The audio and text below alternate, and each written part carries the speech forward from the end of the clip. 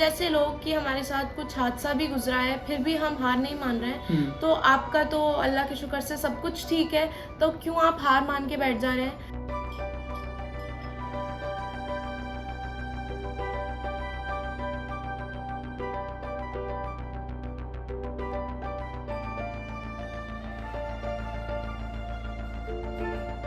अदीबा को बचपन से ही गेम्स में बहुत इंटरेस्ट रहा और ये हर गेम्स में पार्टिसिपेट कर लेती थी। किस्मत ये समझ लो हमारी अच्छी थी बेटी की, हमारी अच्छी अदीबा की कि सुभाष राणा जैसे कोच मिले। हेलो एंड खुशामदीद, मैं हूं राजी और आप देख रहे हैं हिंद वॉइस। मेरे साथ इस वक्त मौजूद हैं अदीबा अली, जो नेशनल शूटिंग की चैम्पियन हैं। और आप ये कह सकते हैं कि जो एक शेर है जो कहा जाता है ऐसे लोगों के लिए, मंजिल उन्हीं को मिलती है जिनके सपनों में जान होती है, पंख से कुछ नहीं होता हौसलों से उड़ान होती है। ये शेर बिल्कुल सादिक आता है अगर हम बात करें अदीबा अली की। अदीबा अली कई चैम्पियनशिप जो है वो जीत चुकी हैं अलग अलग ज़ुमरे में, और सिल्वर और गोल्ड अभी उन्होंने हाल ही में जीता है। आइए बात करते हैं कि अदीबा अली का सफ़र कैसे शुरू हुआ और वो यहाँ तक कैसे पहुंची। अदीबा, बहुत बहुत स्वागत है आपका हमारे प्रोग्राम में। कैसे आपने ये सफ़र शुरू किया और कब से ये सफ़र आपका चल रहा है जो कामयाबी तक पहुंचा है आज? मुझे शूटिंग शुरू किए हुए लगातार लगभग 1 साल होने वाला है। और मेरा ये सफ़र शुरू हुआ था जब मैंने ऑनलाइन एक शूटर को देखा, एक पैरा शूटर को, एंड उनसे मैं बहुत इंस्पायर हुई अपनी लेखरा से। एंड फिर मेरे दिल में भी उठा कि मुझे भी कुछ करना है, एंड तब मैंने शूटिंग स्टार्ट की। क्या पैगाम आप देंगी? बहुत सारे लोग ऐसे हैं जिनके हाथ पांव सब सलामत हैं, सब ठीक हैं, और वो किसी भी मैदान में कामयाबी हासिल नहीं कर पाते। तो यहाँ एक वो भी आ जाता है कि आप पैर से माजूर हैं, और आप का मैं स्टोरी पढ़ रहा था तो शायद छत से गिर गई थी या इस तरह का कुछ हुआ था जिसकी वजह से आपके पैर में चोट आई और वो माजूरी की वजह बनी। तो क्या उन लोगों को कहेंगे जिनका सब कुछ सलामत है मगर वो कुछ नहीं कर पा रहे हैं? मैं ये कहूँगी कि अगर हम जैसे लोग कि हमारे साथ कुछ हादसा भी गुजरा है फिर भी हम हार नहीं मान रहे हैं, तो आपका तो अल्लाह के शुक्र से सब कुछ ठीक है, तो क्यों आप हार मान के बैठ जा रहे हैं। तो don't give up, fight for yourself, fight for your dream, बस यही। अच्छा, ये मैं थोड़ा सा आपके सफ़र के बारे में जानना चाहूँगा कि कब से ये सफ़र है और कैसे शुरू हुआ। जैसे आप थोड़ा सा सिलसिलेवार अगर उसको बता पाएँ तो ज़्यादा बेहतर होगा। मैंने अपनी स्कूलिंग न्यू होराइजन स्कूल से करी है, एंड वहीं पे स्कूलिंग के टाइम पर ही जब मैं 10th में थी तब मेरा एक्सीडेंट हो गया। फिर मैंने तब भी स्कूल। ये कब की बात है, किस सन की बात है? 15 साल की मैं थी, 2019। हाँ, 2019 में, यानी 4 साल पहले। तो किस 5 साल होने वाले। हाँ, तो किस तरह से ये एक्सीडेंट हुआ और फिर उसके बाद आपके दिल में क्या जज्बा पैदा हुआ? ये मैं बालकनी से गिर गई थी एंड मुझे चक्कर आ गए थे, मैं बेहोश हो गई। तो मैं गिर गई, मुझे लगा मैं पीछे की तरफ गिर रही हूँ लेकिन मैं आगे की तरफ गिर गई। उसके बाद से सब ब्लैकआउट है। मुझे बस ये याद है कि मैं हॉस्पिटल में उठी हूँ, कोई किसी ने, एक इंसान ने मुझे हॉस्पिटल तक पहुँचा दिया, जानकारी के भी नहीं थे। एंड फिर हॉस्पिटल में उठने के बाद चेकअप्स वगैरह हुए तो पता चला कि मेरी स्पाइनल कॉर्ड जो है वो इंजर्ड है, ऊपर से नीचे तक पूरी। एंड फिर हॉस्पिटल में रही काफ़ी दिन, सर्जरी हुई।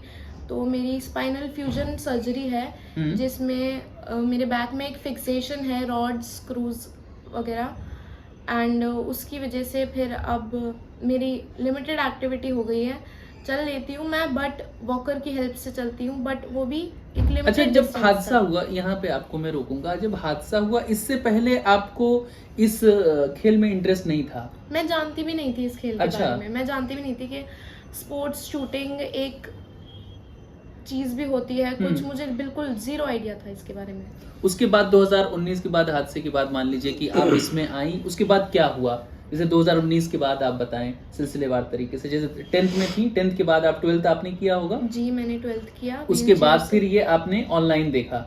मैंने ऑनलाइन देखा एंड मुझे पता चला कि जो डिसेबल्ड लोग होते हैं उनके लिए भी गेम्स हैं, उनके लिए भी बहुत फैसिलिटीज़ हैं, एंड वो भी खेल सकते हैं, आगे जा सकते हैं अलग अलग स्पोर्ट्स में। तो फिर मुझे वो चीज़ देखकर बहुत अच्छा लगा, एक होप सी मिली कि हाँ अब लाइफ और आगे दोबारा शुरू की जा सकती है नए सिलसिले से, नया ड्रीम ढूंढा जा सकता है। पहले कुछ और था, अब कुछ और है।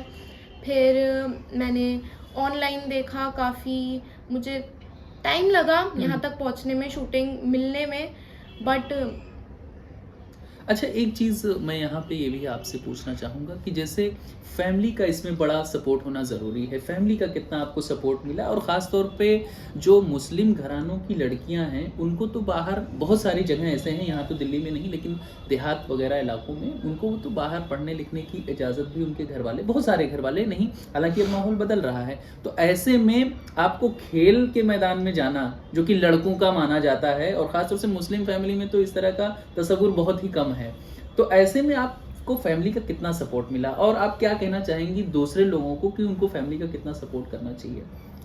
मेरे ख्याल में फैमिली का सपोर्ट बहुत ज़्यादा इम्पोर्टेंट है कि आपके दिल में अगर किसी खेल के लिए मोहब्बत भी है कि ये चीज़ हमें पसंद है, ये खेल हमें पसंद है, फिर भी अगर फैमिली का सपोर्ट ना हो तो आप नहीं जा सकते। एंड ये सिर्फ मुस्लिम जो है मसलक है उसका नहीं है कि जो है रूरल एरियाज़ में जो मना करते हैं कि नहीं आप नहीं जा सकते, ये हर उसका है। सब जगहों पे लड़कियों को थोड़ा कम सपोर्ट मिलता है, अगर आप देखें एज कम्पेयर टू बॉयज थोड़ा कम सपोर्ट मिलता है। लेकिन मुझे बहुत बहुत शुक्र है ऊपर वाले का कि मुझे 100% सपोर्ट मिला है, मेरी मम्मी की तरफ से भी, पापा की तरफ से भी बहुत ज़्यादा। और जहाँ मैं थोड़ा पीछे हट गई हूँ उन्होंने मुझे आगे पुश किया है कि नहीं कर सकते हो आप, तो बहुत इम्पोर्टेंट है ये चीज़। जो आपके आसपास के इलाके के लोग हैं वो भी कभी ये कहे होंगे कि आप क्या कर रही हैं, शूटिंग में क्या करियर है, या शूटिंग आपके लिए नहीं है, क्या इस तरह की डिमोटिवेशन भी आपको आसपास के लोगों से मिली? एक्सपेक्टेड नहीं था, बट काफ़ी ऐसी चीज़ें सुनने को मिली जो पीछे खींच देती है इंसान को। लेकिन क्योंकि मैंने पहले भी कहा है, पेरेंट्स का जो साथ ज़रूरी होता है ना, वो आपको मोमेंट पे आपको रीअश्योरेंस देते रहते हैं कि नहीं कोई कुछ भी कह रहा है आप अपने उस पर ध्यान दीजिए। बहुत सारी बातें सुनने को मिली, बट ठीक है जो है ठीक है, ठीक है। तो आपने उसको दरकिनार किया और आगे का अपने सफर तय किया। ऑब्वियसली सब ओपिनियनेटेड होते हैं, सबका अपना अपना ओपिनियन होता है, आप सबको चुप नहीं करा सकते। लेकिन जो आप कर सकते हैं वो ये है कि आप वो चीज़ अपने माइंड पे ना लगने दें और आप अपने गोल पे फोकस करें, दैट्स इट। गोल पे फोकस करना ही उनका जवाब है, आपका बेसिकली ये कहना है। अच्छा, एक चीज़ मैं आपसे ये भी पूछना चाहूँगा कि ये जो सफ़र है, आप मैं 7-8 मेडल यहाँ पे देख रहा हूँ, इसको थोड़ा सिलसिलेवार तरीके से अगर आप बताएं। जैसे हम लोग तो आपको तब जान पाए जब आपने सिल्वर और गोल्ड मेडल जीता, उसके पहले भी आप तमाम मेडल्स जीत चुके हैं, तो उसके बारे में थोड़ा बताएं।